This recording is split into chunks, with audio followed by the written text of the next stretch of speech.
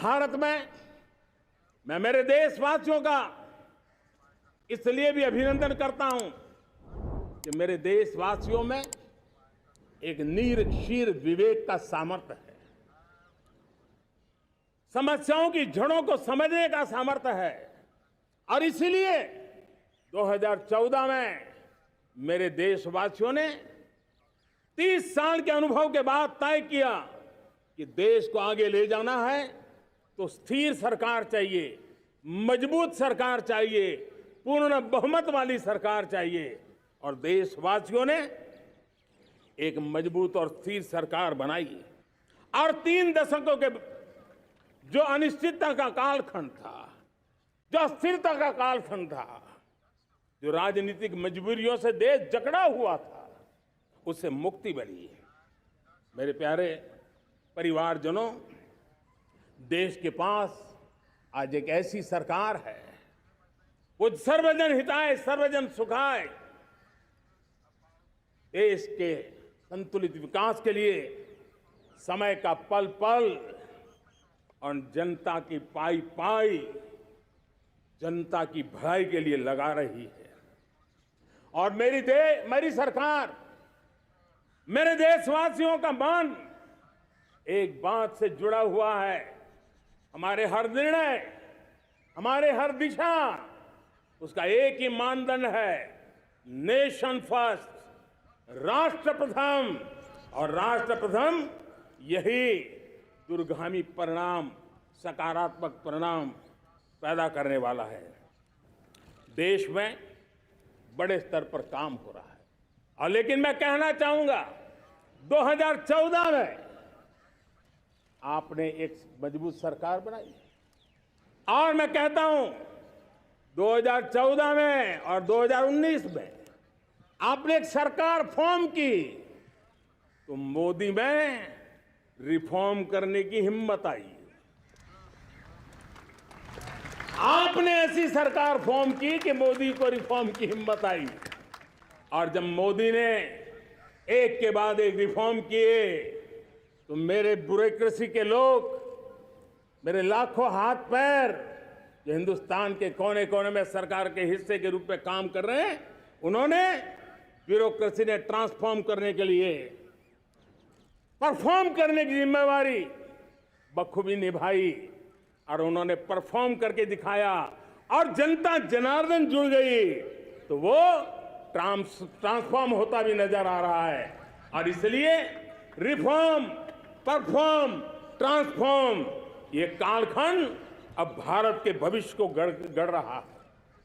और हमारी सोच देश की उस ताकतों को बढ़ावा देने पर है जो आने वाले 1000 साल की नींव को मजबूत करने वाले।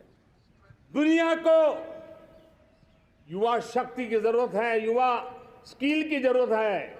हमने अलग स्किल मिनिस्ट्री बनाई, वो भारत की आवश्यकताओं को तो पूरी करेगी, वो दुनिया की आवश्यकताओं को पूरी करने का भी सामर्थ्य रखेगी। हमने जल शक्ति मंत्रालय बनाया। मंत्रालय की बनाने की रचना को भी अगर कोई एनालिसिस करेगा ना, तो इस सरकार के मन मस्तिष्क को बड़े अच्छे ढंग से आप समझ पाएंगे। हमने जल शक्ति मंत्रालय बनाया। ये जल शक्ति मंत्रालय हमारे देश के एक एक देशवासियों को पीने का शुद्ध पानी पहुंचे, पर्यावरण की रक्षा के लिए पानी के प्रति संवेदनशील व्यवस्थाएं विकसित हो, उस पर हम बल रहे हैं। हमारे देश में कोरोना के बाद दुनिया देख रही है, होलिस्टिक हेल्थ केयर ये समय की मांग है। हमने अलग आयुष मंत्रालय बनाया और योग और आयुष आज दुनिया में अपना परचम लहरा रहे हैं। हमने दुनिया को हमारे कमिटमेंट के कारण विश्व का हमारे प्रति ध्यान गया है। अगर हम ही हमारे इस सामर्थ्य को नकार देंगे तो फिर दुनिया कैसे स्वीकार करेगी। लेकिन जब मंत्रालय बना तो दुनिया को भी उसका मूल्य समझने आया। मत्स्य पालन, हमारा इतना बड़ा समुद्री तट, हमारे कोटि कोटि मछुआरे भाई बहन, उनका कल्याण भी हमारे दिलों में है। और इसलिए हमने अलग से मत्स्य पालन को लेकर के, पशुपालन को लेकर के, डेयरी को लेकर के अलग मंत्रालय की रचना की ताकि समाज के जिस वर्ग के लोग पीछे रह गए उनको हम साथ दें। देश में सरकारी अर्थव्यवस्था के हिस्से होते हैं, लेकिन समाज की अर्थव्यवस्था का एक बड़ा हिस्सा है कोऑपरेटिव मूवमेंट। उसको बल देने के लिए, उसको आधुनिकता लाने के लिए और देश के कोने कोने में लोकतंत्र की एक सबसे बड़ी इकाई को मजबूत करने के लिए हमने अलग कोऑपरेटिव मंत्रालय बनाया और वो हमारी सहकारी संस्थाएं उसका जाल बिछा रहा है ताकि गरीब से गरीब की वहां सुनवाई हो, उसकी आवश्यकताओं की पूर्ति हो और वो भी राष्ट्र के विकास की योगदान में एक छोटी इकाई का हिस्सा बनकर के उसमें वो योगदान दे रखें। हमने सहकार से समृद्धि का रास्ता अपनाया है। मेरे प्यारे परिवारजनों, जब हम लोग 2014 में आए थे तो हम वैश्विक अर्थव्यवस्था में 10वें नंबर पर थे और आज 140 करोड़ देशवासियों का पुरुषार्थ रंग लाया है कि हम विश्व की अर्थव्यवस्था में 5वें नंबर पर पहुंच चुके हैं। और ये ऐसे ही नहीं हुआ है। जो एक भ्रष्टाचार का राक्षस देश को दबोचे हुए थे, लाखों करोड़ के घोटाले अर्थव्यवस्था को डामाडोल कर रहे थे, गवर्नेंस फ्रेजाइल फाइल में देश की पहचान होने लगी थी, लीकेजेस को हमने बंद किया, मजबूत अर्थव्यवस्था बनाई, हमने गरीब कल्याण के लिए ज्यादा से ज्यादा धन खर्चने का प्रयास किया। और आज मैं देशवासियों को बताना चाहता हूं कि जब देश आर्थिक रूप से समृद्ध होता है तो सिर्फ तिजोरी नहीं भरती है, देश का सामर्थ्य बढ़ता है, देशवासियों का सामर्थ्य बढ़ता है। और तिजोरी का पाई पाई अगर ईमानदारी से जनता जनार्दन के लिए खर्च करने का संकल्प लेने वाली सरकार हो तो परिणाम के साथ है। मैं 10 साल का हिसाब तिरंगे की साक्षी में लाल किले की प्राचीर से मेरे देशवासियों को दे रहा हूं। आंकड़े देख करके आपको लगेगा इतना बड़ा बदलाव, इतना बड़ा सामर्थ्य। 10 साल पहले राज्यों को 30 लाख करोड़ रुपए भारत सरकार की तरफ से जाते थे। पिछले 9 साल में यह आंकड़ा 100 लाख करोड़ पर पहुंचा है। पहले स्थानीय निकाय के विकास के लिए भारत सरकार के खजाने से 70,000 करोड़ रुपया जाता था, आज वो 3 लाख करोड़ से भी ज्यादा जा रहा है। पहले गरीबों के घर बनाने के लिए 90,000 करोड़ रुपया खर्च होता था, आज वो 4 गुना होकर के 4 लाख करोड़ से भी ज्यादा खर्च गरीबों के घर बनाने के लिए हो रहा है। पहले गरीबों को यूरिया सस्ता मिले, जो यूरिया की बैग दुनिया के कुछ बाजारों में 3,000 में बिकती है, वो यूरिया की बैग मेरे किसानों को 300 में मिले। और इसलिए देश की सरकार 10 लाख करोड़ रुपया मेरे किसानों की यूरिया में सब्सिडी दे रहा है। मुद्रा योजना 20 लाख करोड़ रुपए, उससे भी ज्यादा मेरे देश के नौजवानों को स्वरोजगार के लिए, अपने व्यवसाय के लिए, अपने कारोबार के लिए दिए हैं। 8 करोड़ लोगों ने नया कारोबार शुरू किया है। और 8 करोड़ लोगों ने कारोबार शुरू किया है तो नहीं, हर कारोबारी ने एक या दो लोगों को रोजगार दिया है। 8 से 10 करोड़ नए लोगों को रोजगार देने का सामर्थ्य ये मुद्रा योजना से लाभ लेने वाले 8 करोड़ नागरिक को करा है। एमएसएमई को करीब 3.5 लाख करोड़ रुपए की मदद से कोरोना के संकट में भी उनको डूबने नहीं दिया, मरने नहीं दिया, उनको एक ताकत दी है। 1 रैंक 1 पेंशन मेरे देश के सेना के जवानों का एक सम्मान का विषय था।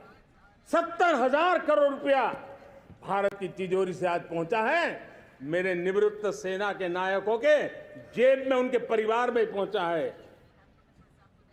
सभी कैटेगरी में मैंने तो कुछ ही गिनाए, मैं ज्यादा समय लेना नहीं चाहता।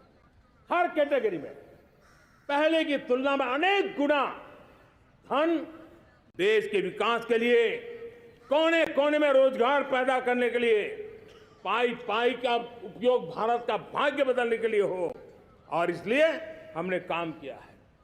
और मेरे प्यारे प्रियजनों, इतना ही नहीं, हमने इन सारे प्रयासों का परिणाम है कि आज 5 साल के मेरे कार्यकाल में, 5 साल के कार्यकाल में, 5 साल में 13.5 करोड़ मेरे गरीब भाई बहन गरीबी की जंजीरों को तोड़ करके नियो मिडिल क्लास के रूप में बाहर आए हैं। जीवन का इससे बड़ा कोई संतोष नहीं होता।